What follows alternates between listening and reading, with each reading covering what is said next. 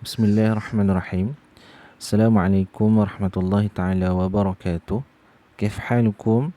Apa khabar anak-anak didik muallim? Muallim doakan walau di mana kamu semua berada, semoga kamu berada dalam keadaan sihat dan dijauhkan daripada penyakit. Baik, insya-Allah hari ini kita akan sentuh satu topik yang berkaitan tentang ulang kaji bahasa Arab tingkatan 4 yang mana tajuknya adalah Al-Kalimat. Apa itu Al-Kalimat? Al-Kalimat bermaksud perkataan. Dalam tajuk ini ataupun dalam topik ini kita akan sentuh beberapa fokus yang utama, iaitu yang pertamanya dinamakan sebagai tasriful fa'li. Tasriful fa'li bermaksud pembentukan frasa kerja, yang mana kita tahu dalam bahasa Arab ada yang disebut sebagai fi'lun, iaitu kata kerja. Dan bagaimana kita nak membentuk kata kerja apabila kita nak membuat sesuatu ayat misalnya, bagaimana kita nak menentukan kata kerja yang sesuai. Jadi kita perlu merujuk kepada tasriful fi'li, pembentukan kata kerja, yang mana pembentukan kata kerja ini akan melibatkan penambahan huruf pada sesuatu perkataan dan juga melibatkan penambahan makna ataupun perubahan makna. Baik, itu yang pertama. Yang keduanya adalah berkaitan tentang ismul fa'il. Ia juga ada kaitannya dengan tasriful fi'li, yang mana isim fa'il duduk merupakan tajuk kecil di bawah tasriful fi'li. Al-fa'il bermaksud pelaku perbuatan. Bila kita nak merujuk kepada orang yang melakukan perbuatan, apakah bentuk-bentuk frasa kerja yang kita perlu tahu, apakah bentuk frasa kerja yang perlu kita tahu. Contohnya seperti yang dinyatakan dalam kurungan, kita ada bentuk muf'ilun, mufa'ilun dan juga mustaf'ilun. Ini adalah bentuk-bentuk frasa kerja yang merujuk kepada pelaku, kepada perbuatan tersebut. Nanti kita akan lihat contoh-contoh perkataan lainnya. Juga masih ada lagi berkaitan tentang tasriful fa'li. Fokus kita yang ketiga adalah tentang ismul maf'ul. Apa itu isim maf'ul? Isim maf'ul pula merujuk kepada mangsa kepada perbuatan. Kalau tadi kita ada bentuk muf'ilun merujuk kepada pelaku ataupun orang yang melakukan perbuatan, sekarang kita ada bentuk maf'ul yang merujuk kepada mangsa kepada perbuatan tersebut. Jadi kalau kita nampak bentuk maf'ul, jadi kita secara automatik kita tahu yang ni bukanlah orang yang melakukan, sebaliknya dia adalah mangsa kepada perbuatan. Kalau orang yang melakukan, dia akan mengikut bentuk yang bentuk pada isim fa'il, muf'ilun, mufa'ilun, mufa'ilun dan juga mustaf'ilun. Baik, masih lagi ada kaitannya dengan tasriful fi'li. Fokus kita yang keempat adalah berkaitan dengan masdar. Masdar fa'il thulathi al-mujarrad. Masdar itu apa? Masdar itu kata terbitan. Kata terbitan ni contohnya kalau dalam bahasa Melayu kita ada contoh kerja, perbuatannya kerja, kata terbitannya pekerjaan, misalnya. Kalau contoh membaca, perbuatannya, kata terbitannya adalah bacaan, ataupun pembacaan. Jadi ini adalah contoh kata terbitan dalam bahasa Melayu. Begitu juga dalam bahasa Arab kita ada kata terbitan yang disebut sebagai masdar. Jadi apakah bentuk-bentuk masdar? Kita akan lihat nanti contoh-contoh bentuk masdar. Kemudian yang kelimanya adalah berkaitan tentang ismul alah. Kita masih tak keluar lagi daripada tajuk besarnya, iaitu tasriful fa'li, pembentukan frasa kerja. Dan juga salah satu bentuk bukan salah satu bentuk ya. Dan juga fokus kita yang kelima adalah berkaitan tentang ismul alah, yang mana isim alah ini merujuk kepada alat, ya, merujuk kepada sesuatu alatan yang kita gunakan, ya. Dan alatan ini juga mempunyai tasrif, ya, mempunyai bentuk dia yang asal, ataupun kita juga sebut sebagai formula, ya, formula untuk kita menentukan sesuatu itu alatan ke ataupun mangsa kepada perbuatan ke, ataupun dia adalah masdar, ataupun dia boleh jadi fa'il, ya. Bagaimana cara kita tentukan? Kita melihat kepada tasrifnya. Dan salah satu bentuk tasrif bagi isim alah, bukan salah satu, tapi sebaliknya ada dua bentuk yang famous dalam isim alah ni. Kita ada mif'alun dan juga mif'alatun. Jadi kalau perkataan tu kita lihat bentuknya seumpama mif'alun ataupun mif'alatun, maka kita tahu bahawa perkataan ini merujuk kepada ismul alah, merujuk kepada alatan, ya, bukanlah maf'ul, bukan fa'il. Baik, kita masuk kepada pembelajaran kita pada hari ini. Sebelum itu, muallim sukalah untuk menerangkan secara ringkas, ya, bila mana kita menyebut tentang kata kerja, ya, yang kita katakan sebagai tasriful fa'li ataupun formula, ya.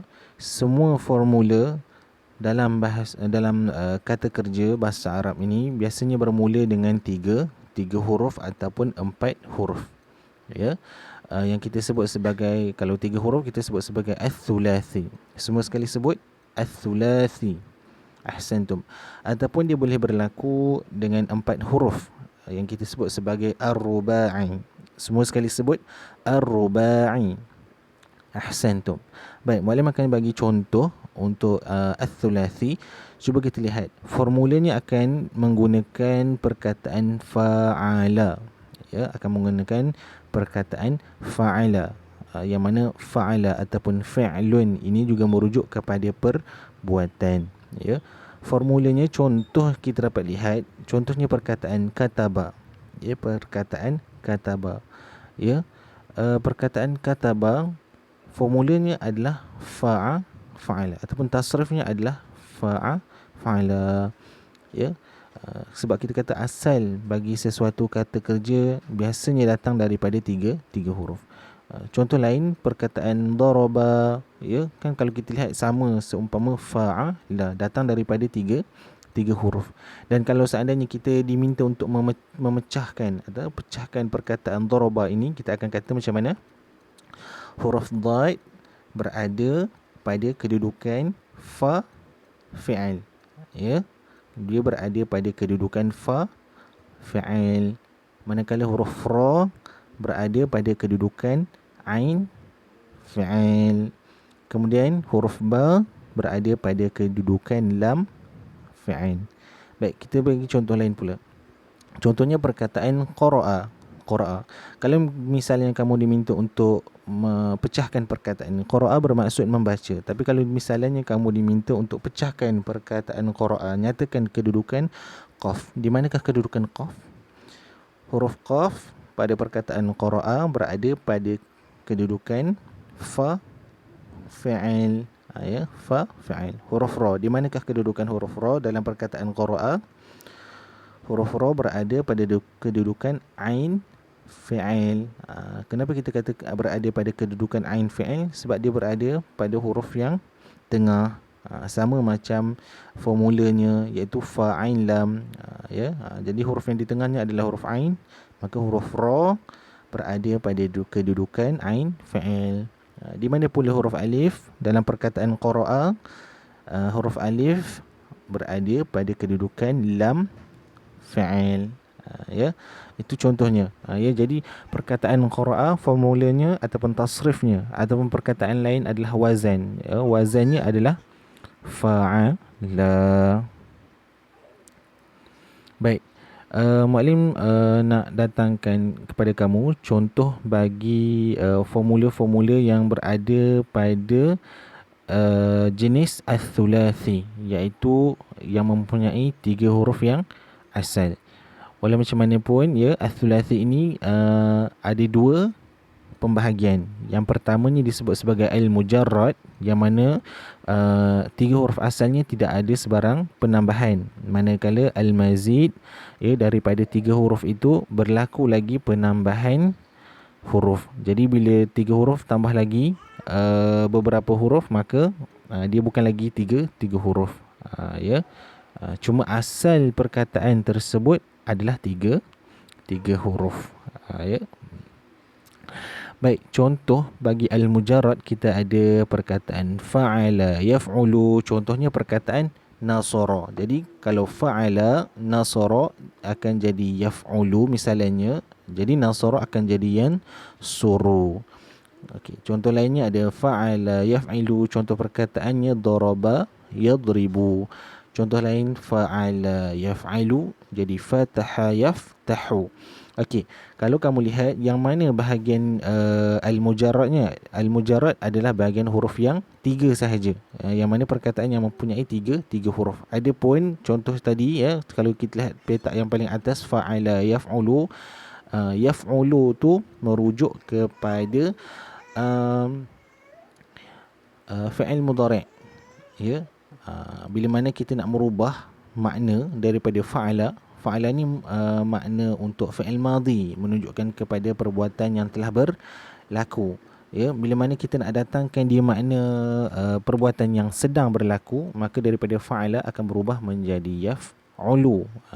Tapi perkataan yaf'ulu, kalau kita tanya berapakah huruf asalnya, huruf asalnya adalah 3, iaitu hurufnya adalah fa'ala. Okey. Kalau kita lihat sampailah di bawah pun, fa'ala yaf'ulu, fa'ala yaf'ilu, fa'ala yaf'alu, fa'ila yaf'alu, fa'ula yaf'ulu dan juga fa'ila yaf'ilu, kesemuanya berasal daripada 3 huruf. Yang mana 3 huruf ni tidak ada penambahan. Baik. Bahagian al-mazid pula kita ada penambahan 1 huruf. Contoh perkataannya af'ala. Kita kata asal perkataan dia adalah huruf fa, ain, lam. Jadi apa huruf yang ditambah dekat situ? Ditambah huruf alif pada fa, ain, lam. Maka tak lagi disebut fa'ala, sebaliknya disebut af'ala. Begitu juga contoh yang selainnya fa'ala, huruf ainnya dia ganda 2. Bukan lagi 1 ain, tapi ada 2 ain di situ, fa'ala. Kemudian perkataan fa'ala, contoh perkataannya qatala, fa'ala juga berlaku penambahan huruf, iaitu huruf alif ditambah pada selepas daripada huruf fa. Jadi kita tak sebut fa'ala, kita sebut fa'ala. Baik, ini contoh bagi formula yang telah ditambah 1 huruf. Kemudian ada formula yang telah ditambah kepada dia 2 huruf. Contohnya in fa'ala. Asalnya perkataan fa'ala, kemudian ditambah huruf alif dan juga nun, jadi in fa'ala. Contoh perkataannya in kasara, yang maksudnya telah terpecah. Kemudian kita ada perkataan ifta'ala, ditambah padanya huruf alif dan juga ta. Contoh perkataannya ijtama'a, berkumpul. Kemudian kita ada perkataan tafa'ala, contoh perkataannya takallama. Kemudian kita ada perkataan tafa'ala, yang contoh perkataannya taqatala, saling berbunuhan maksudnya. Kemudian yang terakhir adalah tambahan 3 huruf. Untuk bahagian ats-tsulathi, ats-tsulathi al-mazid, 3 huruf asal yang mana berlaku penambahan huruf, paling besar dia akan datang dengan 6 huruf, bermaksud 3 huruf yang asal, kemudian ditambah lagi kepadanya 3 huruf. Itu penambahan yang paling banyak. Jadi daripada fa'ala dia menjadi istaf'ala. Apa huruf tambahannya? Huruf tambahannya adalah huruf alif, sin, ta. Contoh perkataannya istakhraja, mengeluarkan. Kemudian kita lihat pula contoh bagi ar-rubai. Tadi maklumat disebutkan tentang huruf asal, sama ada dia adalah 3 huruf, yang itu paling banyak, ataupun yang jarang-jarangnya adalah 4 huruf, dan dia juga tak banyak. Dan ar-rubai juga ada dua bahagian, iaitu al-mujarrad yang bermaksud tiada penambahan dan juga al-mazid yang mana berlaku penambahan huruf. Tapi mari kita lihat apakah contoh bagi al-mujarrad, ar-rubai al-mujarrad. Contoh perkataan ataupun formulanya adalah fa'lala. Fa'lala. Kalau kita kira di situ ada berapa huruf? Fa, ain, lam, lam. 1, 2, 3, 4. Ada 4 huruf. Jadi ini adalah huruf asalnya, datang daripada 4 huruf. Ya. Contoh perkataannya dah roja. Dah roja. Ada 4 huruf asal, ya. Tidak ada penambahan huruf. Sebaliknya keempat-empatnya adalah huruf yang asal. Kalau kita buang salah satu huruf, tak ada makna. Sebab kita buang huruf asal dia. Kan? Contoh perkataan kalau dalam bahasa Melayu lah, misalnya kita ada perkataan saya, S-A-Y-A. Kalau kita buang salah satu atau huruf daripada perkataan saya, adakah menjadi perkataan saya? Adakah akan memberi maksud saya? Tidak, kan? Sama juga perkataan dahraja. Kalau kita buang salah satu hurufnya, maka tidak lagi menjadi satu perkataan. Contoh bagi al-mazid pula, al-mazid ada yang ditambah baginya satu huruf. Contoh perkataannya tafa'lala. Ditambah huruf apa ni? Huruf ta, kan? Kita kata asal perkataan ar-rubai adalah fa'lala. Jadi perkataan tafa'lala, apakah huruf tambahannya? Huruf tambahannya adalah huruf ta. Ya. Kemudian kita ada yang ditambah baginya dua huruf, iaitu if'an lala dan juga if'alalla. Ya, bagi if'an lala kita nampak huruf apa yang ditambah tu? Huruf alif dan juga huruf nun. Asal perkataannya fa'lala, kemudian bertukar menjadi if'an lala. Baik.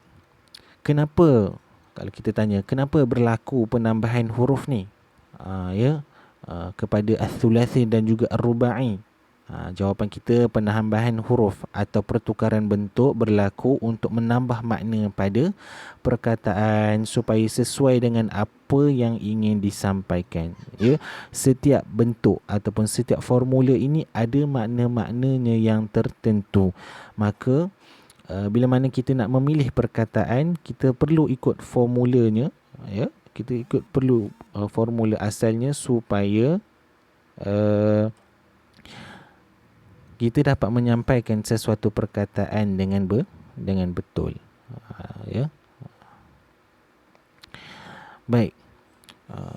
Kita akan kita masuk kepada pembahagian ataupun pelajaran kita pada hari ini, yang mana kita nak fokuskan, ya, kepada tasriful fa'li. Bila kata tasriful fa'li, dia akan melibatkan fi'il madhi, ya, fi'il mudhari' dan juga fi'il amar. Fi'il madhi bermaksud perbuatan yang telah berlaku. Dan fi'il madhi ini akan menjadi kata dasar bagi setiap perkataan yang melibatkan frasa kerja.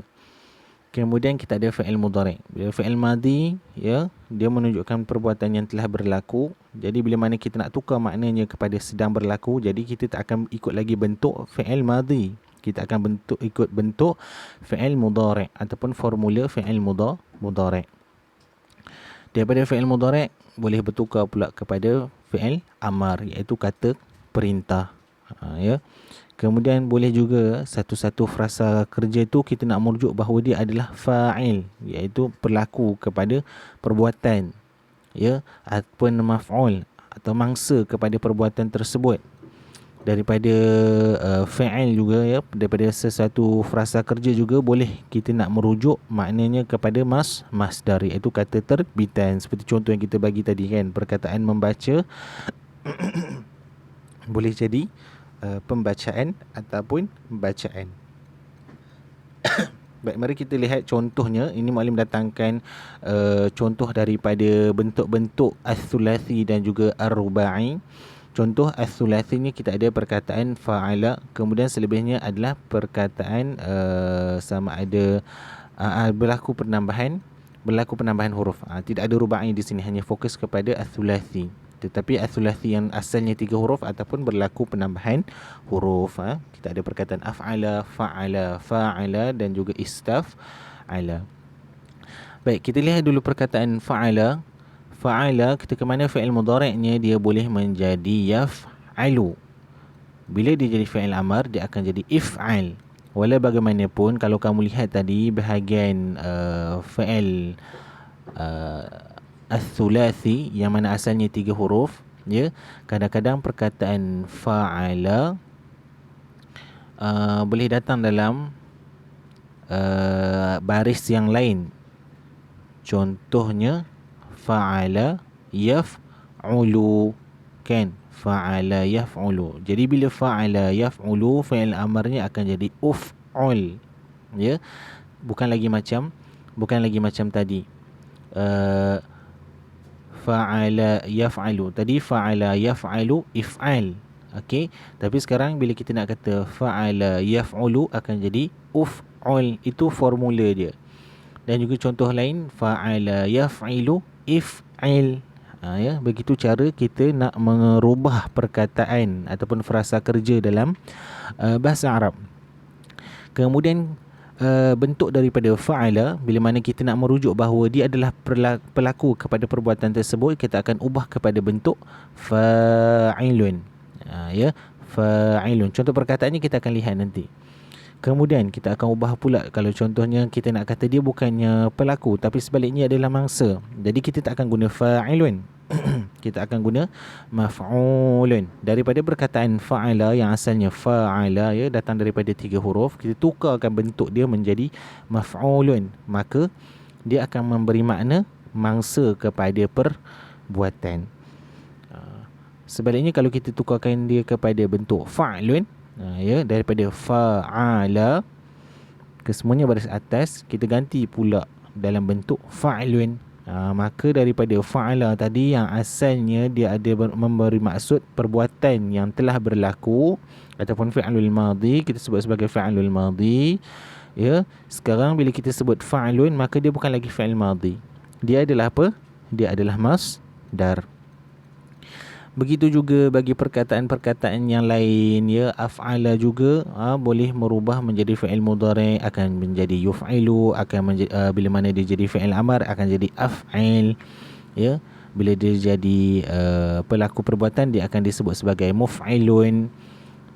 Bila mana kita nak merujuk kepada mangsa perbuatan, dia akan jadi muf'alun.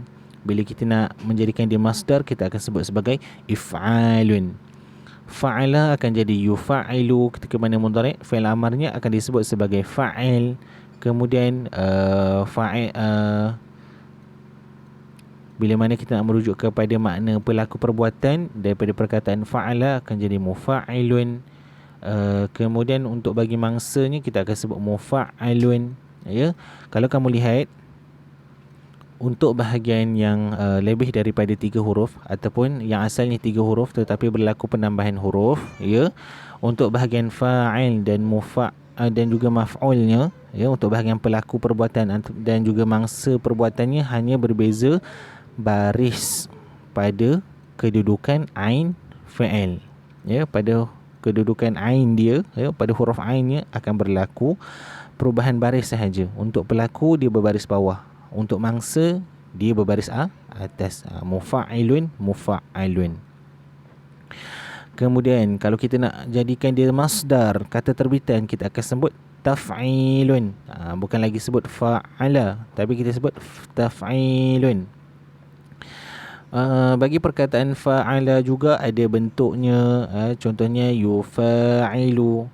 Kemudian fa'il, bila kita nak kata dalam bentuk fi'il amar, kita kena tukar jadi fa'il. Mufa'ilun untuk pelaku perbuatan, mufa'alun. Nampak, ya? Bezanya hanya pada baris huruf ain sahaja. Kemudian kita ke mana masdar. Untuk masdar bagi fa'ala ada 2 bentuk, sama ada mufa'alatun ataupun fi'alun. Nanti kita akan lihat contohnya. Okey, kemudian kita ada formula daripada perkataan istaf'ala. Jadi istaf'ala bila mana dia nak jadi fi'il mudhari', kita akan sebut sebagai yastaf'ilu. Kemudian kalau fi'il amarnya akan sebut istaf'il. Kemudian mustaf'ilun untuk pelaku perbuatan, mustaf'ilun untuk mangsa perbuatan. Dan ke mana dia jadi masdar, ya, kita sebut istif'alun, istif'alun. Okey, sempurna dah jadual ni. Jadi daripada bentuk ni kita tahu ini adalah formula sahaja, ya, bagi perkataan-perkataan yang melibatkan frasa kerja ataupun perbuatan dalam bahasa Arab, ya, dia akan mengikut formula ni. Contohnya kita ada perkataan fa'ala. Contoh perkataan fa'ala yang sama macam fa'ala adalah perkataan fataha, 3 huruf kan. Apa yang berlaku? Sama kan? Fa'ala yaf'alu jadi fataha yaftahu. Kemudian if'al akan jadi iftah. Fa'ilun akan jadi fatihun. Kemudian kita kata bentuknya maftuh, maf'ulun untuk mangsa kan. Dia jadi apa? Fataha maftuhun. Kemudian masdarnya fa'lun akan jadi fathun, ya. Kemudian perkataan af'ala, ya, perkataan contohnya perkataan akrama, ya, sama juga. Kalau kita lihat balik pada bentuk formula tadi sama, ya, sama daripada segi penambahan huruf, dan juga bentuk dan barisnya juga sama. Dia mengikut sahaja. Sebab tu kita kata dia adalah formula. Contoh perkataan contoh bagi perkataan fa'ala pula kita ada perkataan syajja'a, ya. Kita lihat juga syajja'a, yusyajji'u, syajji', musyajji'un, musyajja'un, tashji'. Sama macam fa'ala, yufa'ilu, fa'il, mufa'ilun, mufa'alun, dan juga taf'ilun, ya. Kemudian fa'ala kita ada perkataan qatala, ya, berbunuhan. Ya, kita ada jadi bila mana dia berubah, jadi qatala yuqatilu, qatil, muqatilun, muqatalun, muqatalatun, dan juga qitalun. Kita kata boleh jadi dua, tapi tak semestinya dia akan dapat dua bentuk masdar, ya. Kita melihat kepada bagaimana orang Arab menggunakan perkataan qatala ataupun mana-mana perkataan Arab, ya, dalam bentuk masdarnya kita kena rujuk balik dengan orang Arab, ataupun orang Arab yang paling dekat dengan kita adalah kamus, ya, rujuk pada kamus bahasa Arab. Sama je qatala tadi akan jadi apa?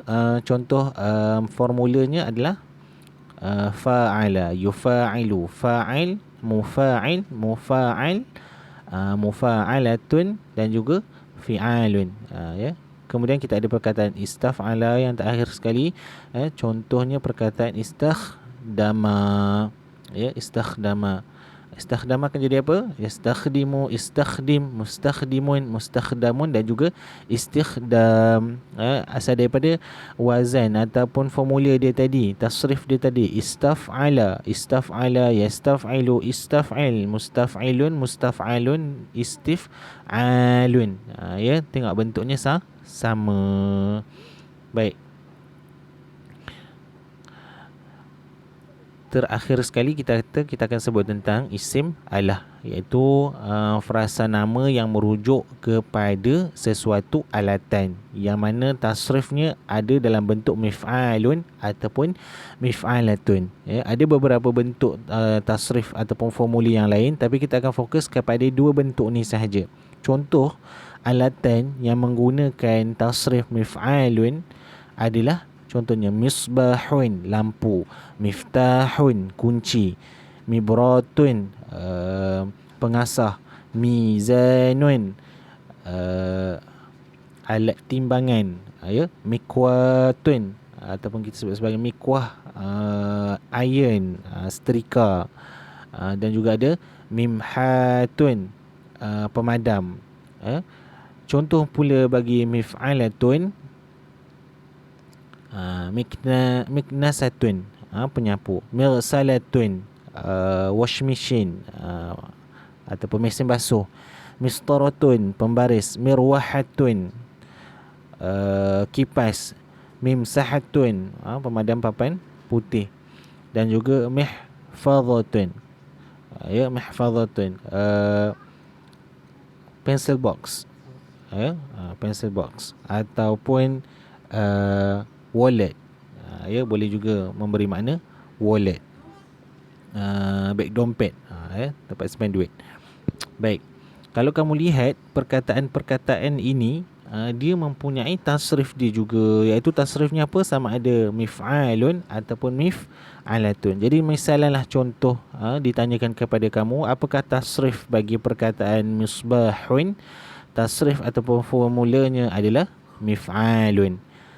Kalau contoh perkataan, apakah contoh soalan, apakah tasrif bagi miknasatun, penyapu, kita kata tasrif ataupun wazannya ataupun formulanya adalah mif'alatun. Jadi mif'alun dan juga mif'alatun di sini kita tahu dia adalah tasrif ataupun bentuk perkataan yang menunjukkan makna sesuatu alatan. Baik, selesai ulang kaji kita pada hari ini. Terima kasih sudi mendengar penjelasan Muallim.